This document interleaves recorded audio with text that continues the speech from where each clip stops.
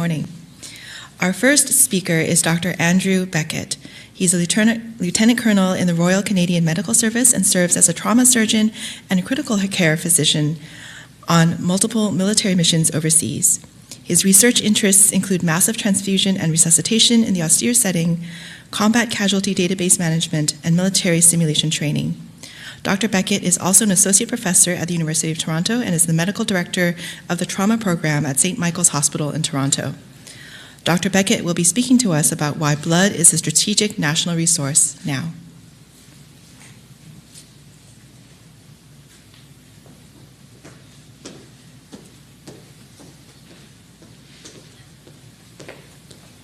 Well, thanks everybody. Thanks for inviting me to the talk today, and thanks for all the fine dinner last night, and great to see some colleagues. And I think it's really a tremendous opportunity for us to get together with partners from not just in Canada but internationally to talk about things. And I'm gonna, the world's devolving a lot right now in terms of its organization. And I think, this would be, Norm Bethune would have recognized some of the signs of what was happening in the world and would have spurred his interest. So, and I'm going to ask somebody to keep me on time because I can talk about this all day. And, we're getting back to some of these messages that start coming back. And this is a poster from the Second World War from the Canadian Red Cross and about the importance of strategic nature of blood products. That's going around, and so these messages are starting to come back, particularly now within Ukraine, about the strategic nature of blood products to keep the country going. But first of all, I just wanted to talk to Bethune a little bit, and I'm still a big Bethune amateur historian, and I lived in Montreal and was working McGill, and I went to all the sites that he would have. And my friend on the picture on the right, Roderick Stewart, wrote his definitive biographies, and I was friends with him, and I had drinks with him, and and he did a lot of writing. Kind of got a little bit to know what Bethune was about from him. And Bethune, like some of us in the room, he served in the military and in the First World War, and that profoundly affected him. And one of the things that happened was it really pressed upon him the sacrifice of life and the loss of young folks in war. And he really got into the First World War during this horrific battle, the Second Battle of Ypres, which was in 1915 in April, this month, back in 1915, where this was the Canadians first came into contact with the German army and the first use of poison gas, which was carried out there. And he experienced the horror and the suffering of war. And this is a quote from his work: is, "I see little of war's glory and most of war's waste." And he was actually wounded at the battle, and he was eventually evacuated back to Canada to complete his medical studies. And then he rejoined the military in the Royal Navy and served at the end of the war at sea.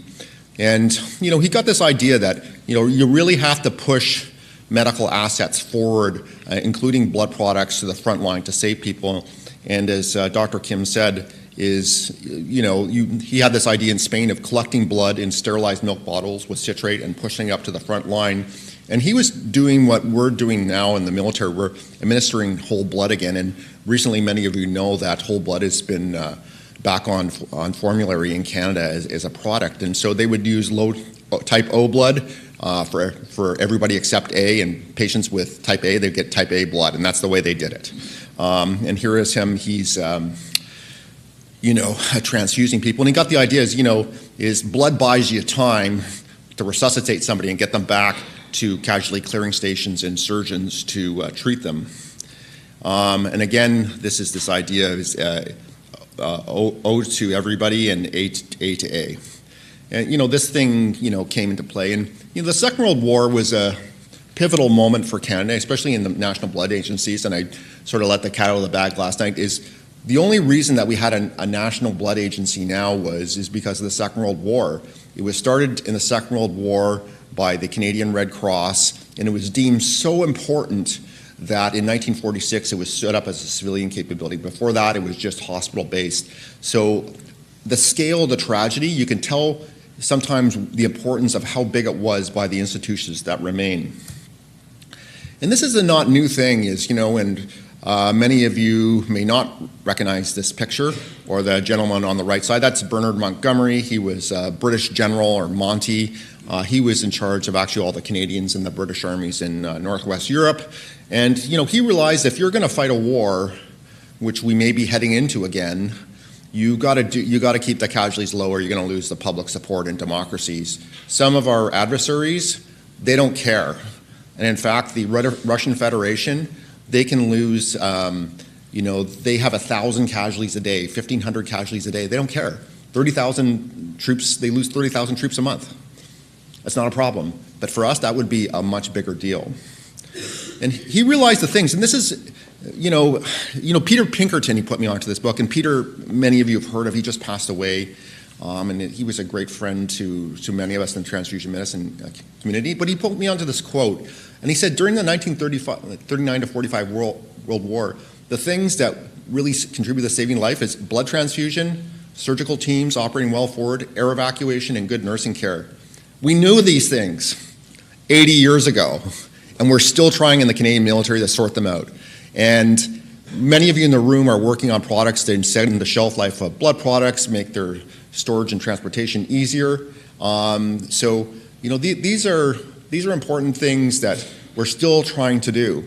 And we're going to need a lot of your help, especially the trainees.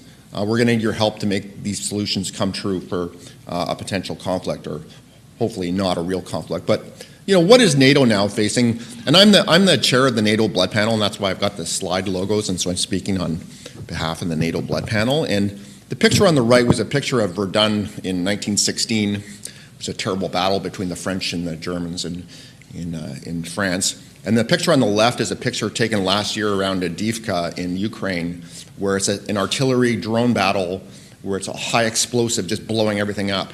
And most of the casualties suffer from fragmentation injury. But I want to talk about a little bit of case. And it's a case of a Canadian with some American context to it. So I think John Hess is here. We're lucky to have John, and I think John will know the story well. So this is a picture from a long time ago, but it has this really unique Canadian context. The picture on the right is a young man called Revere Osler. He was the only son of Sir William Osler, pictured in the left-hand picture, the older gentleman in the uniform. And so the First World War started, and Sir William Osler, because of his connections, he was able to arrange for Revere to have a nice, safe base job. And Revere was actually the great grandson of Paul Revere as well on the American side. So a lot of connections, a lot of power in that family. And so this is him in the summer of 1917. He had filled out a little bit. And he decided being licensed as a quartermaster in a nice, safe-based hospital job was kind of boring. So he transferred to something called the Royal Field Artillery. He wanted to go to the front line. And so then he entered the Third Battle of Ypres, which is also known as Passchendaele. And the casualties were appalling. The conditions were appalling. The Commonwealth casualties in this battle went on for about 4 months, were 300,000. The Germans about the same. Appalling number of casualties. And this is the map, the casualty clearing map. It actually looks like a lot like they're doing in the Ukraine right now. Stretcher bearers taking people to advanced dressing stations, maybe get an ambulance, drive them somewhere, stabilize them, and then eventually move them to rail. Now in the Ukraine, over 60% of patients are moved to definitive care by rail cars. Now in Europe, the Dutch are building ICUs on rail cars. The Germans are starting to build hospital trains again. We are back to this type of large-scale casualty planning. So what happened to Revere was he was standing in a shell hole around about 1700, and he was hit. And he was eventually brought to an advanced dressing station, and then he was eventually brought by ambulance to number 47 casualty clearing station. I did this drive a few years ago, and it takes about 20 minutes just driving around the salient there. But Revere Osler was a special patient because he's the son of Sir William Osler. So they were able to contact a neighboring facility was Harvey Cushing, the world-famous brain surgeon of Cushing syndrome and Cushing reflex and all this stuff. And he was able to take an ambulance there. and they went there in the pouring rain, which was a feature of the battle. This is what Cushing said. So Revere suffered some fragment injuries into the chest and abdomen, bleeding, and Cushing brought one of his colleagues, Kreil, who was another famous surgeon. He was a blood transfusion expert, and they were able to eventually give Revere a blood transfusion that stabilized him enough to get surgery. So this is amazing.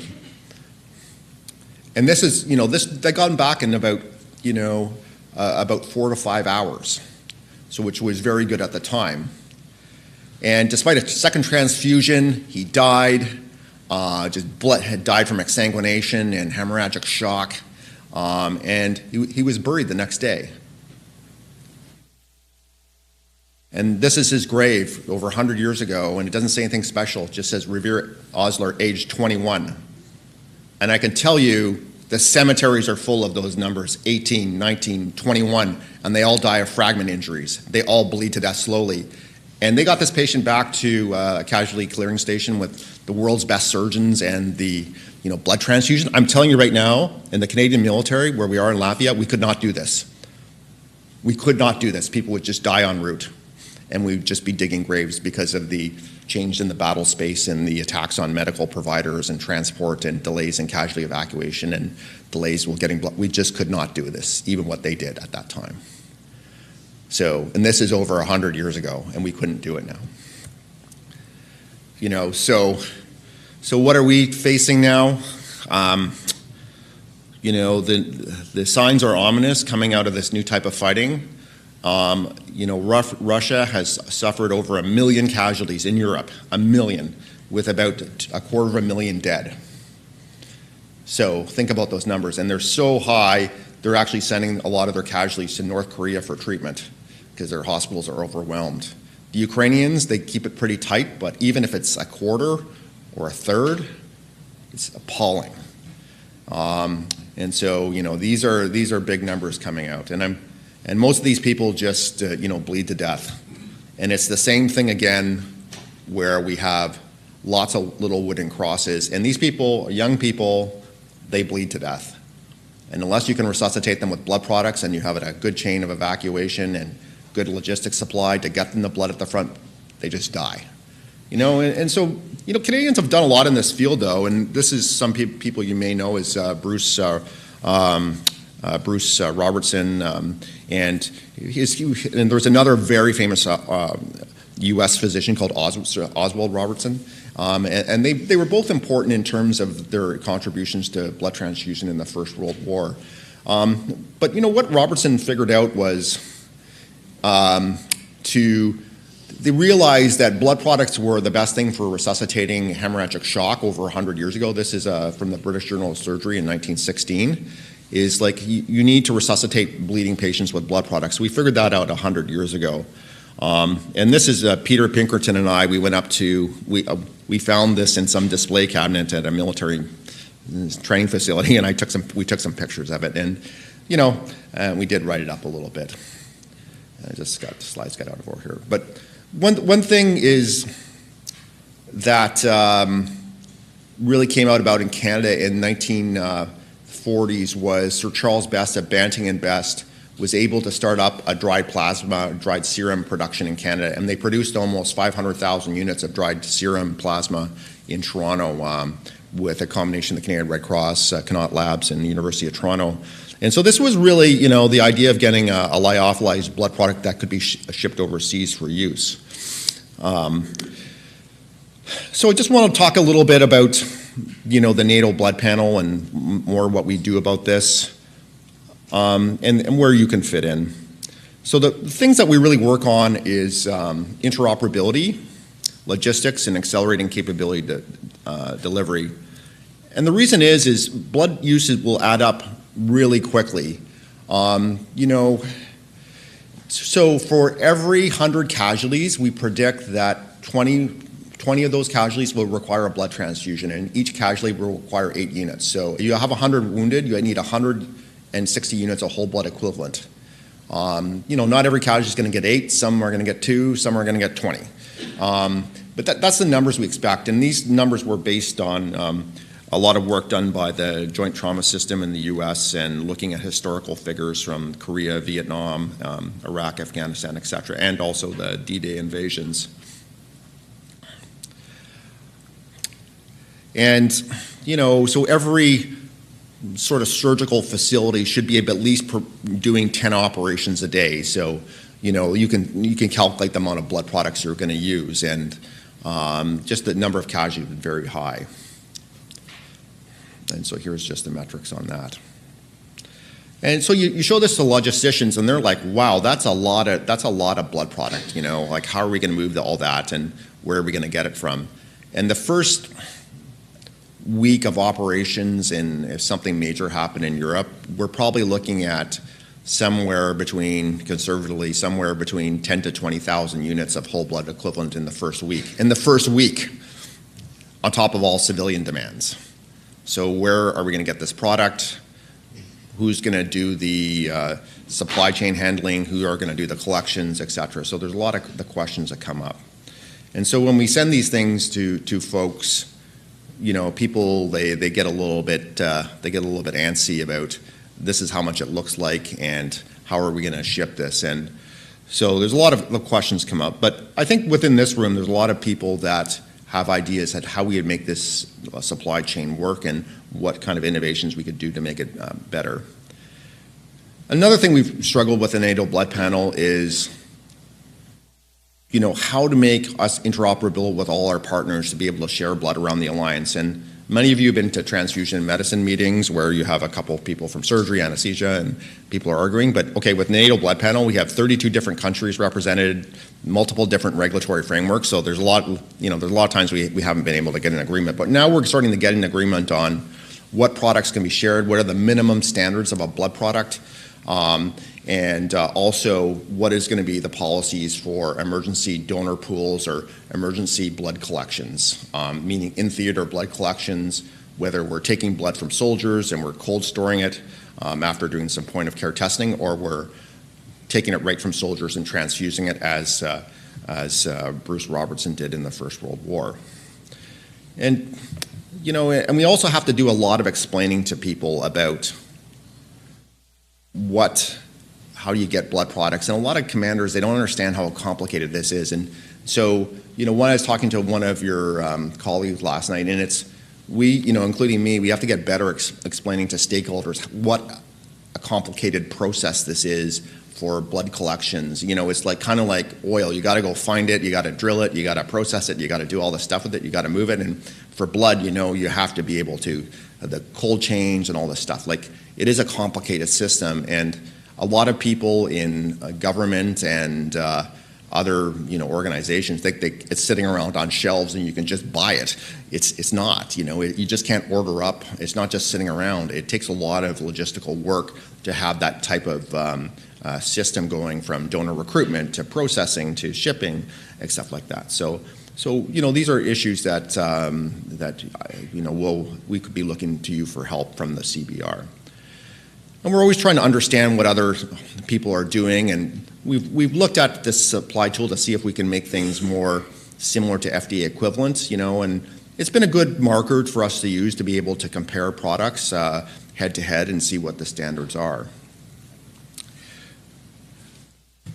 So again, and one thing that I've told people many times, if Canada gets into a crisis where our supply chains are compromised, we're in big trouble with blood products. As many of you know, I was talking to the folks from Grifols yesterday, and we make very small amount of fractionated products in Canada, not enough for our supply. We make no blood bags in Canada. We make no consumables for blood products in Canada. And so the question is, what would we do if we got cut off? Because actually, Macropharma, who makes the bulk of our blood bags here in Canada, they're made in Poland, and definitely Poland, what would happen? We just don't know these questions. So, and all the NATO countries are kind of getting concerned about the stockpile of blood bag consumables. But this is one thing I think we really can do, and I'm excited about and I've been pushing, I'll use the last, if you give me 2 minutes just to talk about this, because I'm at my time. dried plasma is a major problem, been a major problem, and it was the backbone of resuscitation in a lot of World War II operations. Of course, whole blood is better, but it was the backbone for a lot of resuscitation. But it's very limited right now. There's one German plant at German Red Cross, DRK, in the west of Germany, that they make Lyoplas, which is single donor unit FDP. And then you have the French, they make about 2,000 units a year. Octapharma is now coming online, and they have Octaplas LG powder, which the Canadian military we buy on a special access program. So, we do have some access to that, but we just know that's not going to be enough at scale. And, why do we want it? Well, because we know it works. It buys you time until you can get whole blood to transfuse patients and try to stop people like young Revere Osler exsanguinating 4 hours in transport and get them in better shape for surgery. We worked on several projects, the Terumo system, CBS and the Canadian military. We were jointly working on this process with Canadian military funding through Terumo, but Terumo backed out of that agreement. But this has been exciting, is the Vellico system. The Vellico system is spray-dried plasma. And now it's really interesting because at the NATO group everybody's rallying around the system because there's only one player in the market, this Vellico system. So CBS is sending up their spray dryer this summer in Halifax and Dartmouth. The US have it. The Australians now have 2 spray dryers. The British have it. The French are getting one. So everybody's kind of rallying around this. So there are some research efforts starting to look, once we all start producing spray-dried plasma, to look at the standards of the product and try to get some, push this along a little bit faster. And as my last thing, I just want to say a couple words about my little project. And I told you about Charles Best. He set up this dried plasma program in the Second World War. And during a little bit of a slow phase of our process, I wanted to do a publicity stunt to bring dried plasma back to the world. And so what I did is I was able to track down a 1943 bottle of dried serum that was made in Toronto in 1943. And I thought, wouldn't it be cool if we could test it and see if there's any activity in this thing? And so we were able to get it, and the bottle is here that I found. Here's a bottle being actually used in war. And so what we did is, and just to sum up, is we're able to find this bottle, and we did some testing on it, and there was activity on it, and you can just go through all the things here. But we did a bunch of testing. So there was activity. Interestingly, one of the reasons why dried plasma was withdrawn in the 1950s is because of outbreaks of what was called serum jaundice or plasma jaundice, is because a lot of it was a pooled plasma product, and a lot of it contained it was infected serum with Hep B. But this actually sample contained Hep B, and so it's no surprise. So we did that, and we were able to show that as activity, and just did a bit of work with that. So, lastly, just what I want to say is, Canada's got some big challenges coming up, and just as like we saw during the pandemic about, lack of preparedness, we're probably pretty unprepared, I would say.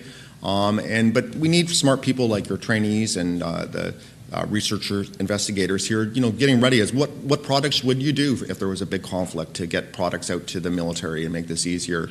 How would you stabilize the demands between the civil and military requirements for blood products and keep healthcare systems going? And the last slide here is just really what our version about this is. TCCC is Tactical Combat Casualty Care. You want to stop the bleeding, keep the blood in the patient that's bleeding as much as possible. You resuscitate them with freeze-dried plasma or spray-dried plasma when available, then whole blood, and then they get their damage control surgery. So we're just like, we're trying to extend those people that like Revere that were slowly bleeding to death over time, and buy them a little more time to get to a surgeon and get more kids home. And so that's where I'll end. Thanks so much.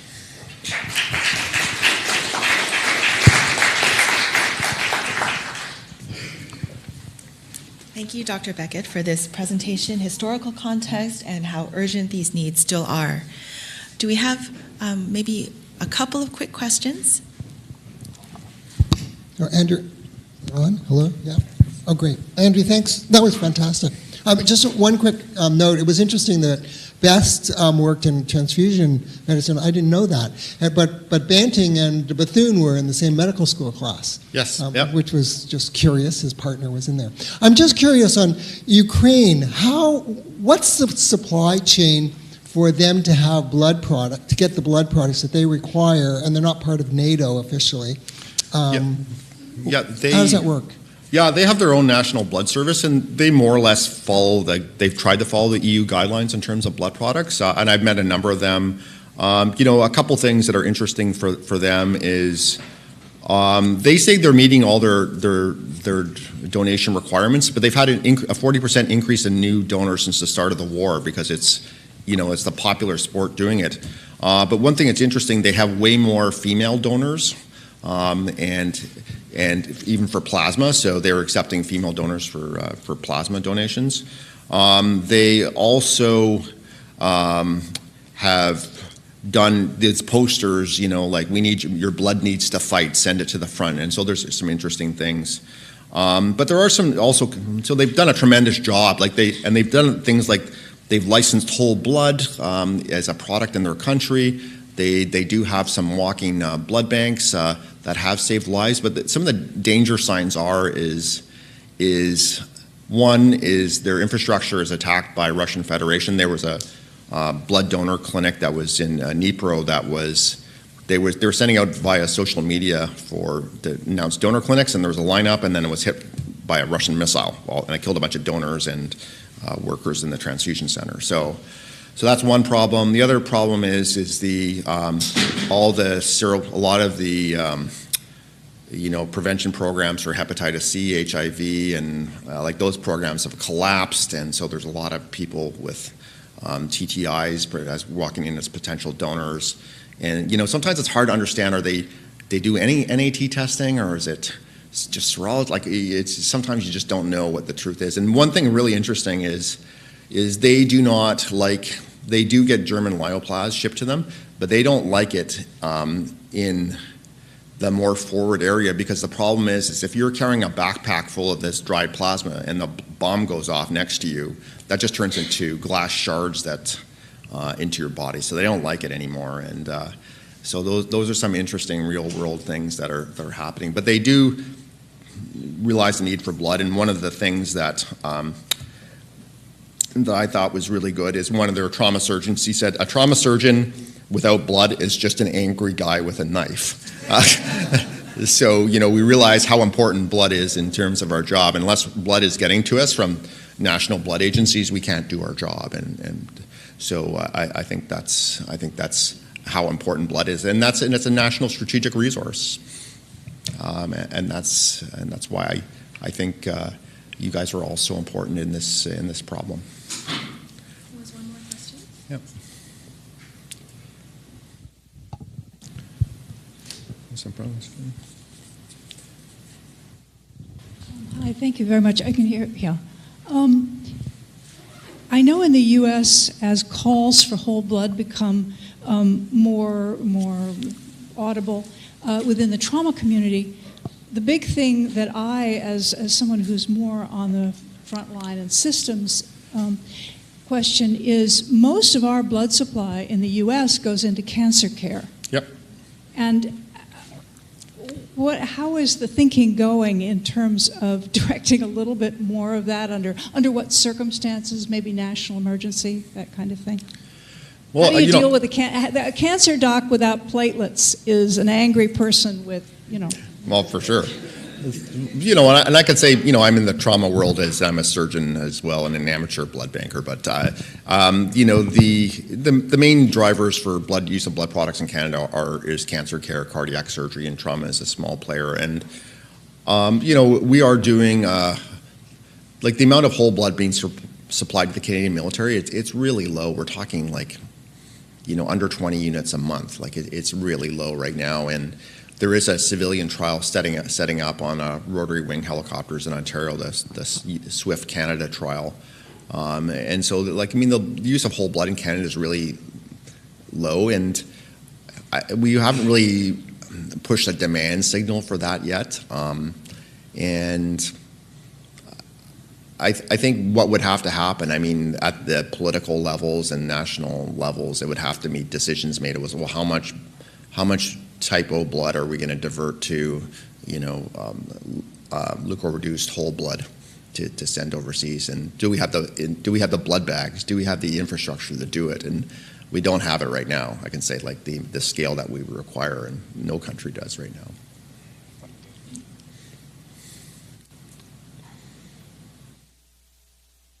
Okay, thank you.